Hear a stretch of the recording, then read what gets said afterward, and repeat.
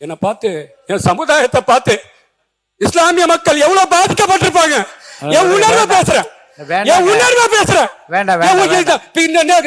அண்ணன் தமிழ் அன்சாரியும் பேராசிரியர் ஜவஹர்லால் அவர்களும் இது இல்லாத மாதிரி பேசுறாங்க.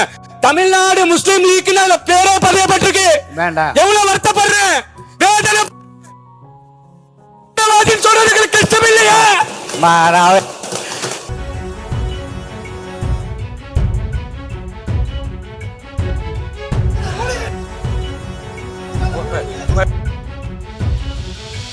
ஒரு கண்ணியமிக்க பதவி, கொரோனா ஒரு முக்கியமான பதவி. இப்பவும் பாருங்க, எழுந்து நின்று உரிமையில பேசுவது இதெல்லாம் நாகரிகம் கிடையாது. ஆனா முஸ்லிம் தீவிரவாதி என்று 5 முறை பேசினவர்கள் இந்த திமுக காரர்கள் என்பதை இந்த இடத்துல நான் சொல்ல கடமைப்பட்டிருக்கின்றேன். முஸ்லிம் தீவிரவாதி பேசியிருக்கிறாங்க, முஸ்லிம் தீவிரவாதி பேசியிருக்கிறாங்க.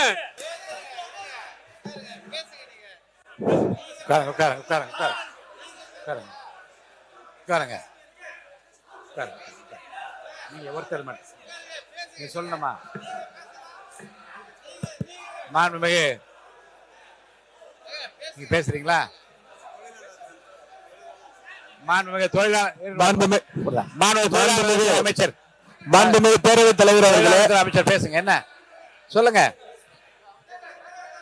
அனுப்புறேன். சட்டமன்ற உறுப்பினர் அவருடைய குற்றச்சாட்டை தெரிவிக்கிறார். அதை முழுமையாக கேட்டு அதற்கு பின் பதில் சொல்ல வேண்டும் என்பதை தாழ்மையுடன் கேட்டுக்கொள்கிறேன்.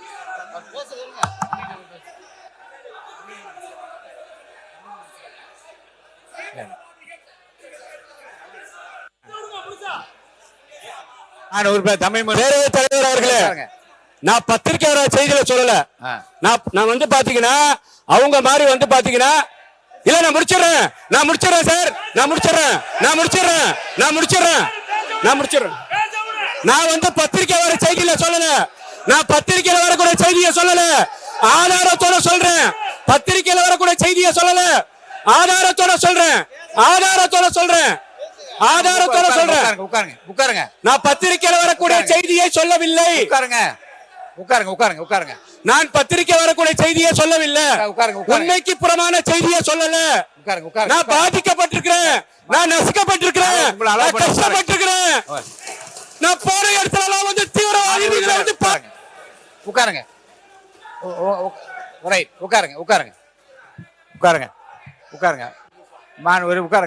மான் உறுப்பினர் இருங்க, வேற யாரும் பேச வேண்டாம். மான் உறுப்பினர் தமிழ் இருங்க, அவரை ஒண்ணு நான் இருங்க.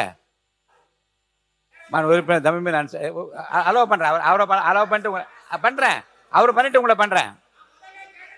மான் உறுப்பினர், மாண்புமிகு பேரவைத் தலைவர் அவர்களே, மாண்புமிகு உறுப்பினர் அவர்கள் தன்னுடைய அறிமுக உரையை ஆற்றிக் கொண்டிருப்பதனால் நான் குறுக்கிடக்கூடாது என அமர்ந்திருந்தேன்.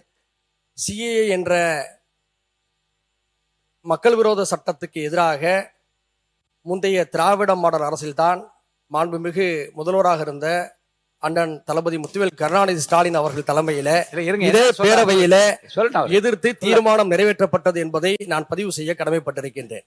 அடுத்து முஸ்லிம் தீவிரவாதிகள் என்று 5 முறை இங்கே கூறப்பட்டதாக நம்முடைய உறுப்பினர் சொன்னார். அப்படி எந்த ஒரு கருத்தும் இந்த அவையில் பதிவு செய்யப்படவில்லை. எனவே நீங்கள் அதை அவை குறிப்பிலிருந்து நீக்க வேண்டும் என்று கேட்டுக்கொள்கிறேன். ஒன்றை புரிந்து கொள்ள வேண்டும், சிறைவாசிகள் விடுதலையில் கூட ஏற்கனவே அதிமுக ஆட்சியிலே மாண்புமிகு அண்ணன் CV சண்முகம் அவர்கள் இருந்தபோது திண்டுக்கல் மீரான் மெய்தீன் போன்றவர்கள் விடுதலையாவதற்கு அவர் துணையாக இருந்தார். அடுத்து வந்த திமுக ஆட்சியிலே இது பற்றி பல முறையீடுகளை செய்த போது அவர்களுக்கெல்லாம் சிறை விடுப்புகளை தந்து அவர்களுடைய வாழ்க்கையில குறைந்தபட்ச மகிழ்ச்சியை ஏற்படுத்தியது முந்தைய திராவிட மாடல் அரசு என்பதை நான் பதிவு செய்கின்றேன். மாண்பு உறுப்பினர் ஜவஹர்லால். மாண்புமிகு பேரவைத் தலைவர் அவர்களே, சட்டமன்ற உறுப்பினர் தன்னுடைய அரசியல் வாழ்க்கையை எங்கள் பேரியக்கமான தமிழ்நாடு முஸ்லிம் முன்னேற்ற கழகத்திலிருந்து தொடங்கியதாக சொன்னார். அவருக்கு நான் நினைவுபடுத்த விரும்புகின்றேன். தமிழ்நாடு முஸ்லிம் முன்னேற்ற கழகத்தினுடைய கோரிக்கையை ஏற்று பிற்படுத்தப்பட்ட முஸ்லிம்களுக்கு 3.5 விழுக்காடு இடஒதுக்கீடை வழங்கியவர் முத்தமிழறிஞர் கலைஞர் என்பதை இந்த நேரத்தில் சுட்டிக்காட்ட விரும்புகின்றேன். வக்ஃப் திருத்த சட்டத்தை பற்றி கூறினார். வக்ஃப் திருத்த சட்டத்துக்கு எதிராக சென்ற சட்டமன்றத்தில் ஏகமனதாக தீர்மானம் நிறைவேற்றியதும் திராவிட முன்னேற்ற கழகத்தினுடைய அரசு என்பதை இந்த நேரத்தில் சுட்டிக்காட்ட விரும்புகின்றேன்.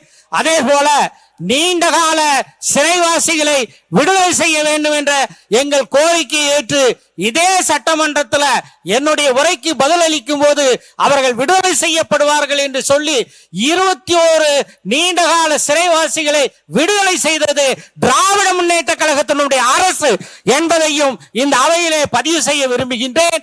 எனவே தேவையில்லாத பதிவுகளை முஸ்லிம் சமுதாயத்து கல்வியிலும் வேலை வாய்ப்பிலும் இன்று முன்னேறி இருக்கின்றது என்றால் அதற்கு காரணமாக இருந்த திராவிட முன்னேற்ற கழகத்தினுடைய தலைவரையும் அந்த கட்சியையும் கொச்சைப்படுத்துவதை நீங்கள் அனுமதிக்க கூடாது என்று கேட்டு அமர்கிறேன். கணேஷ்குமார் அவர்கள். பேரவைத் தலைவர் அவர்களே, மாண்புமிகு உறுப்பினர் அவர் சொல்லும் போது இஸ்லாமியர்களுக்கான இடஒதுக்கீடு திமுக அரசு தான் கொடுத்தது என்று சொன்னார். உண்மைதான், நாங்கள் இல்லை என்று சொல்ல. அதற்காக எங்களுடைய நிறுவனர் மருத்துவர் ஐயா அவர்கள் இஸ்லாமியர்களுக்கும் சரி கிறிஸ்துவர்களுக்கும் சரி தனி இடஒதுக்கீடு வேண்டும் என்று அனைத்து தலைவர்களையும் அழைத்து கொண்டு போய் போராடி முன்னாள் முதல்வர் கலைஞரிடம் வச்ச கோரிக்கையின் அடிப்படையில் தான் அது செய்தது என்பதை இந்த அவையில் நான் பதிவு செய்ய விரும்புகிறேன். மாண்புமிகு சிறுபான்மை நலத்துறை அமைச்சர் அவர்கள். மாண்புமிகு பேரவைத் தலைவர் அவர்களே, இந்த 3.5% இடஒதுக்கீடை முன்னாள் முதலமைச்சர் டாக்டர் கலைஞர் அவர்கள் தந்தது நீண்ட நெடிய காலமாக இஸ்லாமிய சமுதாயத்தினுடைய மிகப்பெரிய கோரிக்கையாக இருந்தது. இந்திய யூனியன் முஸ்லிம் லீக்கினுடைய மறைந்த தலைவர் சிராஜுல் மில்லத் தந்தன தமிழறிஞர் அப்துல் சமத் அவர்கள் ஒரு மாநாட்டின் போது அன்றைய முதலமைச்சராக இருந்த மாண்புமிகு அன்றைய முதலமைச்சர் டாக்டர் கலைஞர் அவரிடத்திலே இந்த கோரிக்கையை எடுத்து வைத்தார்கள். இந்த கோரிக்கையை நிறைவு செய்து அன்றைய முதலமைச்சர் அவர்கள் சட்டமன்றத்தில் உரையாற்றும் போது கூட இந்த கோரிக்கையை நிறைவேற்றும் போது பார்ப்பதற்கு முஸ்லிம் லீக் தலைவர் அப்துல் சமத் அவர்கள் இங்கே இல்லையே என்ற ஆதங்கத்தை அவர்கள் வெளிப்படுத்தினார்கள். அதோடு மாத்திரமல்ல, இந்த 3.5% இடஒதுக்கீடு கிடைக்க காரணமாக இருந்தது கடந்த ஒரு சில மாதங்களுக்கு முன்பு சிராஜுல் மில்லத்தினுடைய நூற்றாண்டு விழாவிலே பேசிய முன்னாள் அமைச்சர் ஏவா வேலு அவர்கள் தொடர்ச்சியாக முஸ்லிம் லீக் தலைவர்கள் எங்கள் தலைவரை சந்தித்து இந்த இடஒதுக்கீடு கேட்டதன் அடிப்படையில் தான் இந்த இடஒதுக்கீடு வழங்கப்பட்டது என்பதை அந்த மாநாட்டிலும் அவர்கள் தந்தார்கள் என்பது நம்முடைய முஸ்லிம் லீக்கில் ஒட்டுமொத்த சமுதாயத்துடைய கோரிக்கை. அன்பு சகோதரர் சொன்னது போல பாட்டாளி மக்கள் கட்சி நிறுவனர் ஐயா ராமதாஸ் அவருடைய கோரிக்கை, அனைவருடைய கோரிக்கை ஏற்றுத்தான் அந்த இடஒதுக்கீடு வழங்கப்பட்டது.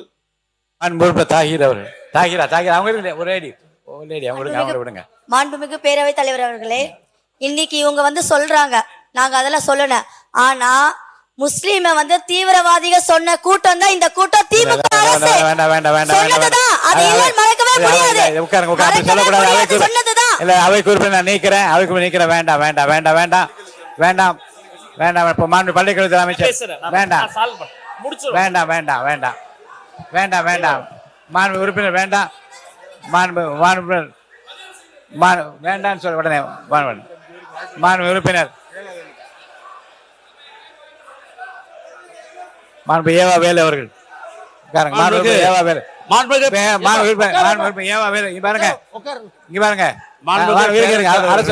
எது கட்சி கொறடா முதல்ல இவர் எந்த கட்சியில் இருக்காருன்னு கேளுங்க. அவரை வசந்த காலத்துக்கு அவர் எந்த நீங்க எங்க உட்காருறீங்க? நீங்க உங்க இடம் எது? உட்கார சொல்லுங்க. நடவடிக்கை எடுப்பேன். உங்க இடத்துல போய் உட்காருங்க. இஸ்லாமியர்கள் பிரச்சனையாக அவர் முதல்ல இடத்துக்கு போக சொல்லுங்க. மாண்புமிகு பேரவைத் தலைவர்களே, இஸ்லாமிய பிரச்சனை என்பது தமிழ்நாட்டை பொறுத்தளவுக்கு ஒரு சென்சிட்டிவான பிரச்சனை. அது அனைவரும் அறிந்த ஒன்று. இது சிறுபான்மை சமுதாயம் சம்பந்தப்பட்ட ஒரு பிரச்சனை. நம்முடைய பேசுகிற மதுரை சட்டமன்ற உறுப்பினர் தங்களுடைய தலைவர்கள் இஸ்லாமியர்களுக்கு என்னென்னலாம் செய்திருக்கிறார்கள், எவ்வளவு அரணாக இருந்திருக்கா என்று அவர் பெருமைப்படுத்துவதில் எங்களுக்கு ஒன்றும் மாற்று கருத்து இல்லை. ஏன்னா அந்தந்த கட்சி தலைவர் அப்படிதான் பெருமைப்படுத்துவார்கள். அதையும் எனக்கு மாற்றம் இல்லை. ஆனால் போகிற போக்கில் அனைத்தும் முஸ்லிம்களுக்கு பாதுகாப்பாக இருந்து அவர்கள் சொன்ன வேண்டுகோளை எல்லாம் செய்த ஒரு இயக்கம் திராவிட முன்னேற்ற கழகம். அதோட மாற்று கருத்தில் அதுக்கு விட்னஸே அந்த இஸ்லாமிய தலைவர் இங்கே சொல்லிட்டாங்க. பேராசிரியர் சரி, நம்முடைய அன்சாரியும் சரி, அதே போல நம்முடைய இவரும் சொல்லிட்டாங்க. உட்காருங்க உட்காருங்க. அப்படி இருக்கிற உட்காருங்க, நீங்க உட்காருங்க.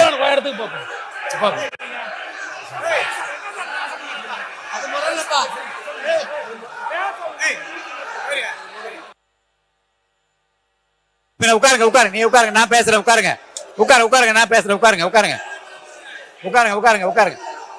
உட்காருங்க, நான் பேசுறேன், உட்காருங்க. ஏனுங்க மாண்பு உட்காருங்க, நீங்க உட்காருங்க, உட்காருங்க, உட்காருங்க, உட்காருங்க, உட்காருங்க, உட்காருங்க, உட்காருங்க. ஓகே, என்ன இருங்க இருங்க இருங்க, உட்காருங்க, உட்காருங்க, உட்காருங்க,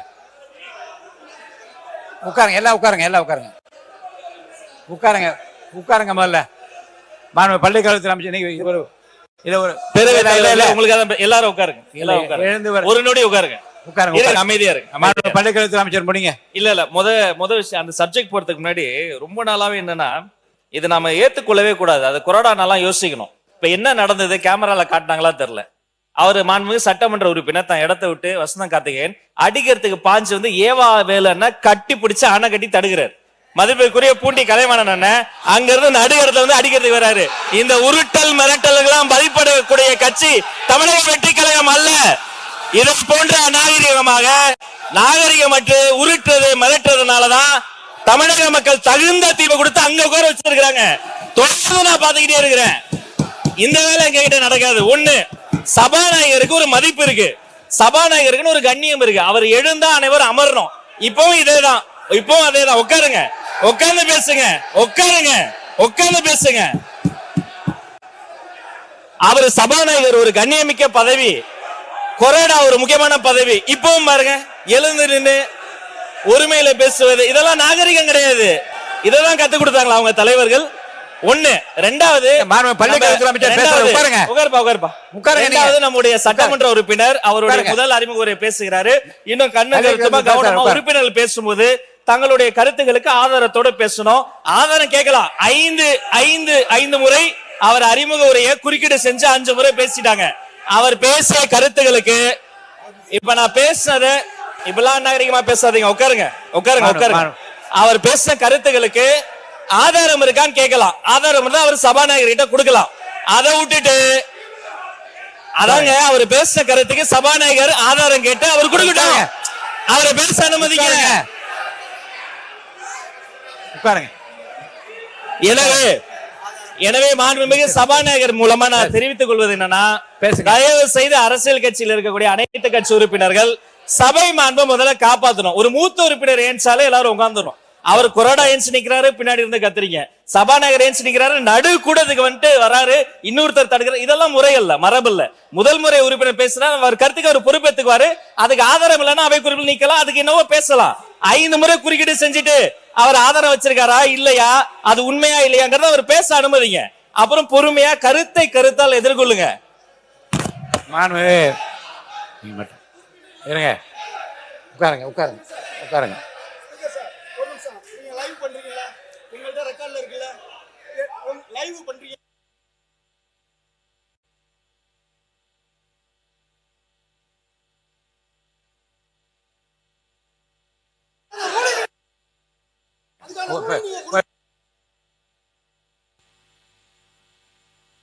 உட்காருங்க, இடத்துல உட்காருங்க, இடத்துல உட்காருங்க,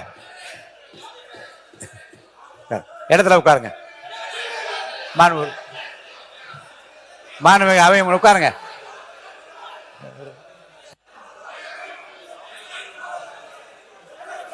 மாண்பு உறுப்பினர் உட்காருங்க, பேசு. மாண்புமிகு அவை முன்னவர், மாண்புமிகு பேரவைத் தலைவர் அவர்களே, உட்காருங்க. நீங்க எல்லாம் உட்காருங்க, தயவுசெய்து உட்காருங்க. எல்லாம் மாண்புமிகு பேரவைத் தலைவர் அவர்களே, உட்காருங்க. இதற்கு ஒரு முற்றுப்புள்ளி வைத்து அவை உறுப்பினர் பேசியது தவறாக இருப்பேனால் அதை நீங்கள் அவை கண்டிப்பா உறுதியா நீக்குவேன். அவை முன்னவர் அவர்கள் அதற்கான நடவடிக்கை மேற்கொள்ளும். இல்லை, நீங்க பேசுறீங்களா? மாண்பு உறுப்பினர் கோவை செழியன் அவர்கள். மாண்புமிகு பேரவைத் தலைவர் அவர்களே, அவை முன்னவர் முடித்து வைத்ததற்கு பிறகும் இந்த சுற்றரோடு அவை அடுத்த தொடர் நடவடிக்கை போக வேண்டும் என்பதுதான் எங்களுடைய எண்ணம். அரசியல் ரீதியான பிரச்சனையாக இருந்தால் அரசியல் ரீதியாக பேசலாம், மோதிக்கொள்ளலாம், மணிகணக்கில் கூட பேசலாம். மாண்புமிகு கூட்ட மேடையில பேசுவது போல பேசாம முன்னாள் முதலமைச்சர் அதை தான் வலியுறுத்தி கொண்டே இருக்கிறார். ஆனால் ஒரு ஒரு ஒரு சுமூகமாக போக வேண்டிய ஒரு சமுதாய பிரச்சனையை பேசும் பொழுது, மத சம்பந்தப்பட்ட பிரச்சனையை பேசும் பொழுது பேசுபவர்களும் வார்த்தையை பார்த்து பேச வேண்டும், கேட்டுவிட்டு பதில் சொல்லுபவர்களும் வார்த்தையை பேசினால்தான் வெளியில் இருப்பவர்களுக்கு ஒரு பாதுகாப்பான நிலையை சட்டமன்றம் விரும்புகிறது என்ற பொருள். அதன் அடிப்படையில் தான் மாண்புமிகு மதுரை உறுப்பினர் பேசும் பொழுது தீவிரவாதிகள் என்று திமுக சொன்னார் என்று வார்த்தையை மட்டும் பிடிச்சுக்கிறது. பிளீஸ், அந்த வார்த்தைக்கு ஒரு ஆட்சேபனை தெரிவித்தமே தவிர அவர் பேசுவதில் நாங்கள் தலையிடவில்லை. அதன் பிறகு சகோதரி பேசினார். அவர்கள் தரப்பு அப்படி என்றால் நாங்கள் இஸ்லாம் மக்களுக்கு செய்த சலுகைகளை சொல்கிறோம். எனவே இரண்டும் ஒளிபரப்பாய் கொண்டிருக்கிற நேரத்தில் ஏற்பட்ட இடர்பாடை தவிர தயவு செய்து என்றைக்கும் திராவிட முன்னேற்ற கழகம் இஸ்லாம் மக்களுக்கு பாதுகாப்பாரன் என்பதை பதிவு செய்து அடுத்த கட்ட நடவடிக்கை போகுமாறு கேட்டுக்கொள்கிறேன். அவர்கள் வந்து இங்க பாருங்க, நீங்க வந்து இடத்துல நின்று பேசுங்க. உட்காருங்க. பேரவைத் தலைவர்களே, பேரவைத் தலைவர் அவர்களே,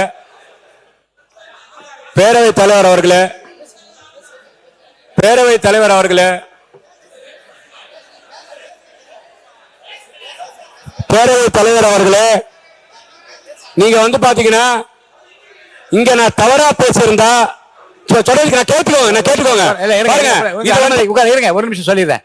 உங்களை நான் அனுமதிக்க நீங்கள் மேற்கொண்டு பேசுகிற விடயங்கள் ஆதாரபூர்வமாக இருந்தால் இருங்க, வந்து ஆதாரத்தை என்கிட்ட காட்டி விட்டு பேச நான் அனுமதி அளிக்கிறேன்.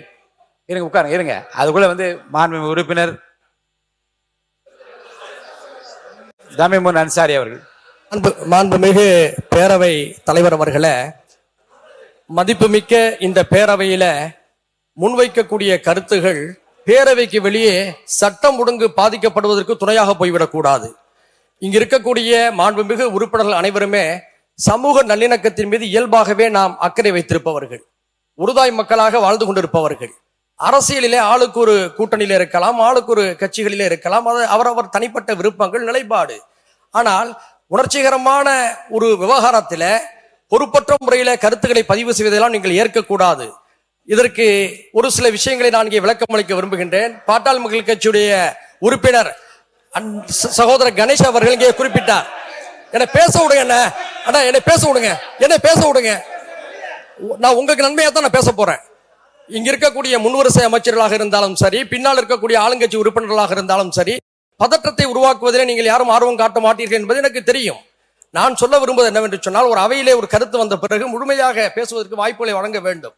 அது திராவிட முன்னேற்ற கழகமாக இருந்தாலும் சரி, அண்ணா திராவிட முன்னேற்ற கழகமாக இருந்தாலும் சரி, அதுக்கு முந்தைய காங்கிரஸ் ஆட்சியாக இருந்தாலும் சரி, தமிழ்நாட்டில் ஆட்சி செய்கின்ற போது மதக்கலவரங்களை அவர்கள் ஒடுக்கியிருக்கிறார்கள், கட்டுப்படுத்தியிருக்கிறார்கள், மதவாதத்தை தடுத்திருக்கிறார்கள். எல்லாவற்றையும் நாம் பாராட்டுகின்றோம், மனதார ஏற்கின்றோம்.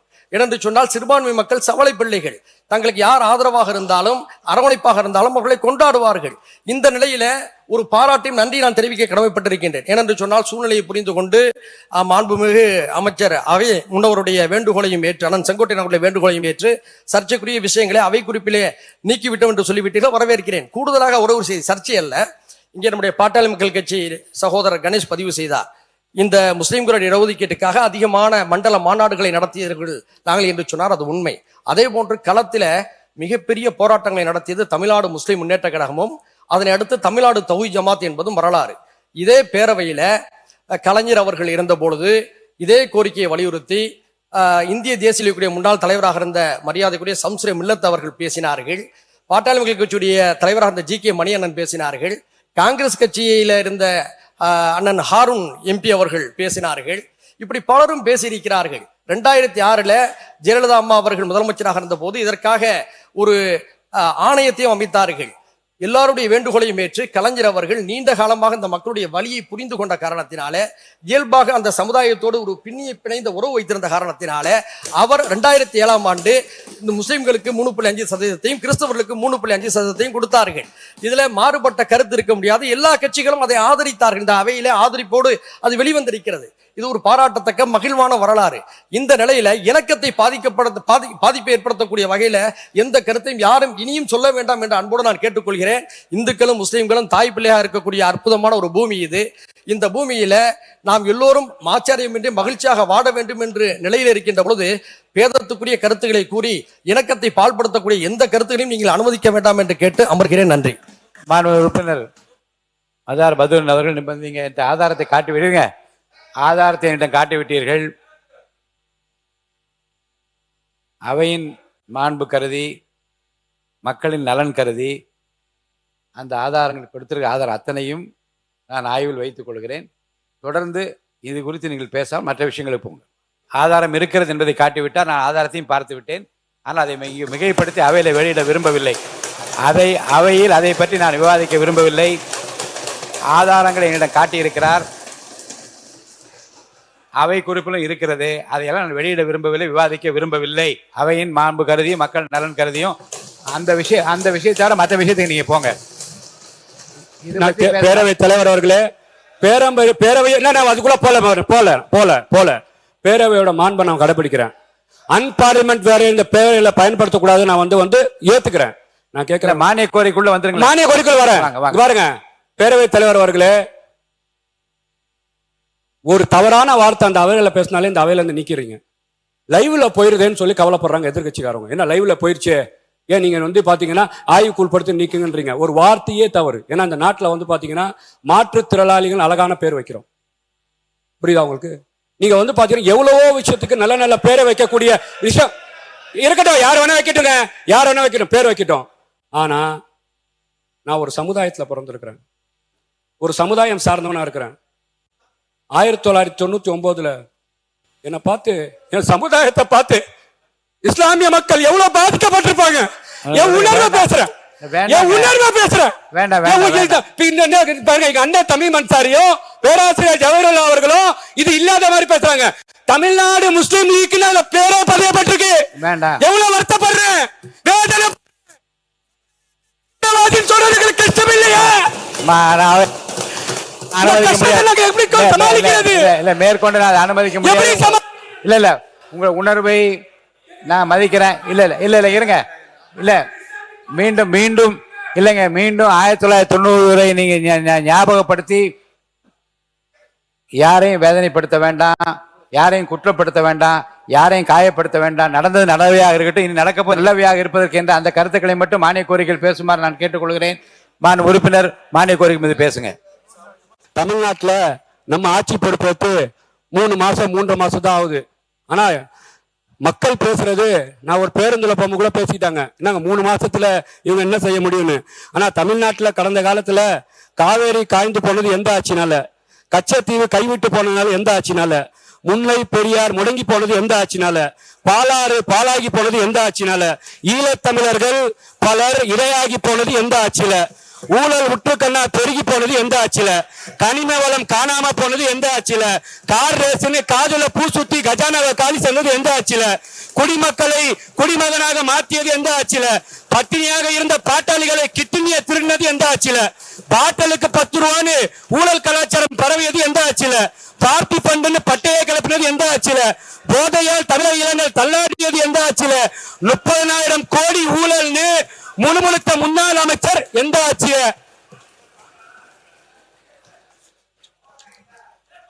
முதலீட்டுகளை ஈர்ப்பதாக கூறி வெளிநாடு முதலில் செய்து எந்த ஆட்சியில, சட்ட ஒழுங்கு சீர்திருத்தி சந்தி சிரிச்சது எந்த ஆட்சியில, சுயநலத்துக்காக சாலை முதல் சத்தன முட்டை வரை ஊழல் நடந்தது எந்த ஆட்சியில, மக்கள் பணத்தை மைனர்கள் மஞ்ச குளித்தது எந்த ஆட்சியில, தமிழர்கள் தாரை தாரையாக கண்ணீர் வடித்தது எந்த ஆட்சியில, அலைக்கட்டு ஊழல் நடந்தது எந்த ஆட்சியில, ஆக மொத்தத்துல தமிழ்நாடு நாசமா போனது தீய சக்தி ஆட்சியிலே.